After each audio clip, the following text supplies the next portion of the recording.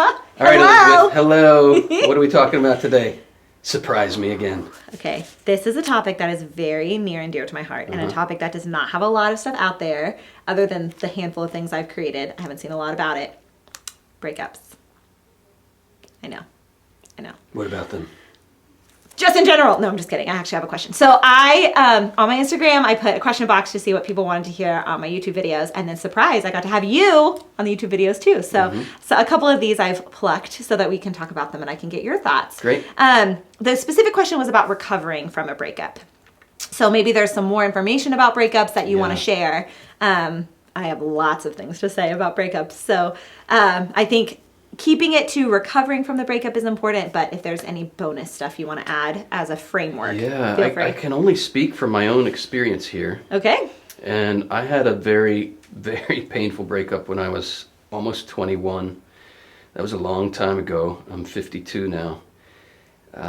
And in some ways, it's not an exaggeration. In some ways, and I don't want this could sound really strange. There's the getting over it, which takes that probably the initial getting over it, year and a half. What do you even mean by that? Define your term. It is a vague term. Getting over it means I'm not for the first 3-4 months, like sobs, like it would hit me, boom, like because I thought I was going to marry this girl. I had invested 4 years of my life into the relationship. It's a long time. And it was, I'd say it was 6 months where if the wind blew in a certain way, boom, hit me upside the head and I'd be in tears. Yeah. So that 6 months point, to put a time frame to it, if, in that general vicinity, I'm not crying regularly about it anymore. Okay. A year and a half out, I haven't shed a tear for 6 months about it. And I'm seeing new horizons in my life, and there's new freedoms, and I'm even considering dating other people. That's a different, another stage, right? Right. But at some level, even 30, however many years later, 31 years later, one could say, I'm still recovering. Because there are places in my heart that still need to be healed. Even from that. And it's not like I'm working on this every day of my life. It's not that, but, every year or two, there'll be oh gosh, I should look at that. Like, that's an unresolved issue in my heart. I gotta bring that into my prayer and into my spiritual direction, which I do regularly with a beautiful priest. And it's been so fruitful to look at those places in my life. I was 16 years old when I entered that relationship. And, your hormones are going crazy at 16. Yeah. And I latched on. You're 16, what do? You don't know stuff. And I thought, this is the answer. This relationship is the answer to the cry of my heart. Oh my gosh, to put that burden on a 16-year-old girl is not good. It's not good for her, and it's not good for me. Right. And even in the last year, I've been seeing new ways that I had turned that relationship into an idol when I was a teenager, and still new ways I have to let go of a certain idolatry that was part of my life. So, yeah, we can talk about breakup right after a relationship ends, the 6 months, year, 2 year, 10 year, 20 years, 30 years. Beautiful. And it shows how deep. And I should say this: it was especially painful to untangle some of that because it was a sexually active relationship for a big chunk of the time. That's a huge, that's a huge distinction. Yes, it is a critical distinction. It's like a breakup. I'm sorry. This breakup is like a divorce. It's like a divorce because this is the way God designed it. It's sexual activity creates a bond. Yes. And it can take a long time for the wound of that kind of breakup to heal. Yes. I love talking about this with you. I don't think you and I have ever talked about this. No. And there's something so beautiful about the wisdom of time that you shed on these sorts of situations. Because I talk about breakups a lot. I had a super, super, super painful one right at the end of college. So I was a little older than you were at the time of your big breakup. It was not a sexually active relationship, thanks be to God. But it was still a very painful breakup, and we planned a lot of our future together, or I had at least in my mind. And so that was very difficult. But I love hearing, your perspective even from all these years later. And I think it gives our listeners the permission to let it be a big deal. If it's a big deal, if it's been however many years and you're with someone else and you're happily married to them, even, but there's still stuff stirring up, right? That's beautiful. But that's a human experience, right? It's just the way that brokenness manifests in this fallen world. I was reading a book a year ago that was really helpful to me. It was a book by a very wise spiritual director who's directed many, many people. And he told the story of a woman who had been married for 23 years, happily married, and she was having these recurring dreams of an old boyfriend. And she thought, oh my gosh, am I being unfaithful to my husband? Like there was a nostalgia, like a longing. And we know where this can go in today's world when you can look up anybody on Facebook.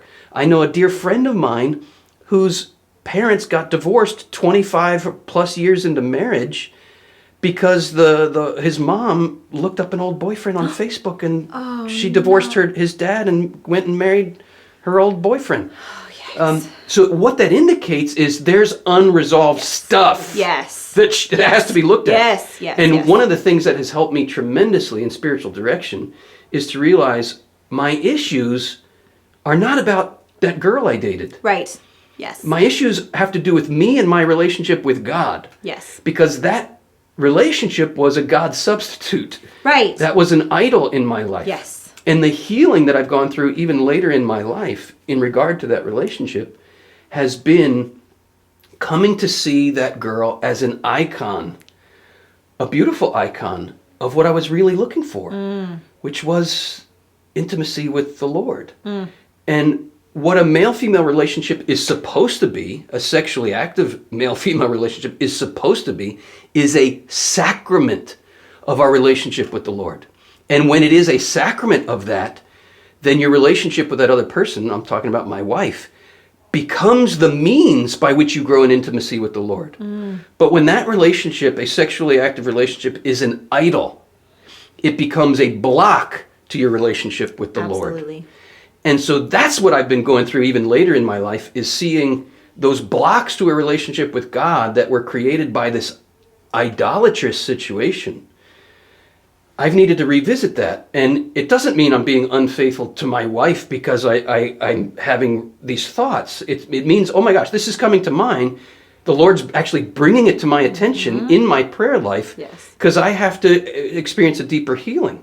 I have to open new channels in my heart to a relationship with the Lord, which has actually freed me up to look back at that relationship with new eyes and understand, wow, what I was really looking for was intimacy with God.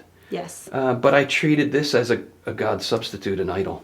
And I love this conversation about idolatry too, because I think that even if you're not having sex with someone, you can do that, yes. And I honestly, even for some people, I think that just the process of discerning marriage, or the idea of marriage itself when you're not married, can become an idol. You can make an idol out of even something. You can make an idol out of anything. Right. And so I think that this recognition of when we have this idolatry, we need to open that to the Lord and let him show us what we were really longing for. Yes. I mean, that maybe even just be a good first step. Maybe a good first step is like, just cry. Like, just feel your feelings. Just feel your feelings. And I think be validated. This is one of the things that drives me nuts. It drove me nuts when I was going through it and grieving it, because it took me a long time, because I think of a lot of idolatry. It took me a long time to move past that relationship. And I think in part it's because the culture was like, why are you even crying about this anymore? Like, just move on. Like, he's moved on, just move on. Like, and so I think that there's an invalidation of the pain. Yeah, we have to be... Will you just validate for people, please, that it's, that like, this pain is real and it's...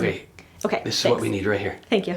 Tenderness with our own hearts. Yes. And it's a kind of mocking voice of our hearts that says, just get over it. What's your problem? Yes. That's mockery. And when you hear that mocking voice, that's an enemy. Right? The enemy hates our hearts, and he wants them to shut down, right? And the fact that it causes so much pain, these breakups, is an indication of how important relationships are meant to be in God's plan. Preach. Yes, that's beautiful. Tenderness with our wounded places, and even I'm doing this as like a symbol, Yeah. but no, do it.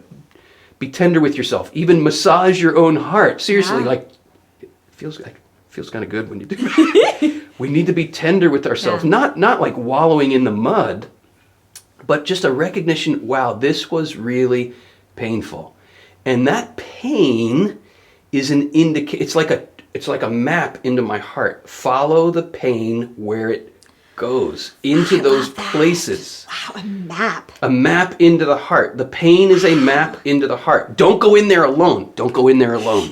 We don't have the tools to deal with our pain on our own. You're a marriage and family therapist. You deal with this. Yes. You know what I'm getting at. Like, Yes. and you're a Catholic marriage and family therapist. Yes. So don't go poking around in your pain on your own. Yes. But if you bring the light of the Holy Spirit there, the Lord can lead you to a place, say, there's an ouchie that needs to heal. Yes. And it might, as it has been in my experience, it might be decades later where you still need to look at some things that still need some healing. Yes. It's okay.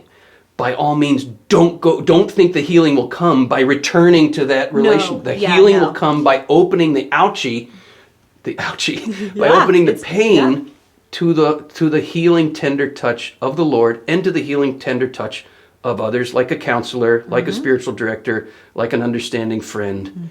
We need to be loved in those places, first by ourselves and then by others, and especially by God. Yes. So I love that. Okay, so just even the first step is just validating your own feelings and being in them. And that takes a lot of courage, I feel like, to stay in the pain and not just like rebound onto somebody else and then onto somebody else and onto somebody else, right? If you're incapable of being single, I think that is a huge indication that there's an idolatry at work here, and you need to open that, take courage. And a little phrase just leapt into my mind as you said that. If you're incapable of being single in a healthy sense, I'd say you're incapable of being married in a healthy sense. I would completely agree with that. If you can't say no, then your yes loses value. Absolutely. But I love what you said too about opening it to people. Like, so you have that courage to just be able to stay in it, to be validated, even if the world is telling you it's not a big deal, just move on, blah, blah, blah. But how you were like, process it with people. That's my language. But, process it. If you need a therapist, go to therapy. Find a therapist who can work with that. Spiritual director, absolutely. But even friends too. Not friends who invalidate you. Or who are like, yeah, okay, fine, let's go out to the bar. Like, that's not what you need in these spaces. You need a friend that's able to process and help you. And when people so that's good. in our world are invalidating that pain, it's because they have invalidated pain. Other people have invalidated their pain. They haven't learned. Yes. Put it this way. Somebody who's ready and willing to validate your pain is somebody who has learned how to validate his or her own pain. Yes. And if we haven't learned that, then we're just going to pass on to others what other people passed on to us. And what you need is to hook up tonight. Let's forget about it. Let's go get drunk and let's get hooked up. No. You're not only are you burying the pain, you're adding more pain on top of it. Because then you're going to have to process that one, and that one, and that one, and that one.